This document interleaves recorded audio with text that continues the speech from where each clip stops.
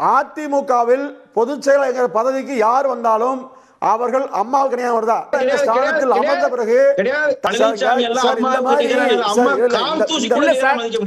அம்மாவுடைய பதவி பொதுச் செயலாளர் பதவிங்கிறத நிரந்தர பொதுச் செயலாளரை மாத்தி அம்மாட்ட கொடுத்தாச்சு. தந்தை பெரியாருக்கு எப்படி தலைவர் பதவியை பேரறிஞர் பெருந்தகை அண்ணா அவர்கள் கொடுத்தாரோ அதே போல் அதிமுகவில் ஐயா ஓபிஎஸ் என்ன சொன்னார்னா பொதுச் செயலாளர் பதவி நிரந்தர பொதுச் செயலாளராக புரட்சி தலைவி அம்மாவுக்கு கொடுத்து அவங்கதான் நிரந்தர பொதுச் செயலாளர்னு சொல்லிட்டு அந்த பதவியில ஒருங்கிணைப்பாளர்னு ஒரு கான்செப்ட் கொண்டு வந்து ஒருங்கிணைப்பாளராகவும் இவர் முதல்வராக தான் இருந்துச்சு.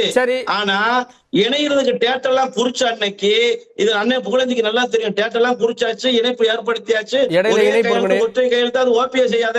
ஆனா அந்த இணையறதுக்கு முதல் நாள் நைட்டு வேலுமணி, தங்கமணி, உதயகுமார், கேபி முனுசாமி எல்லாம் சேர்ந்துக்கிட்டு துணை ஒருங்கிணைப்பாளர் தான் இருந்தார் யூபிஎஸ்.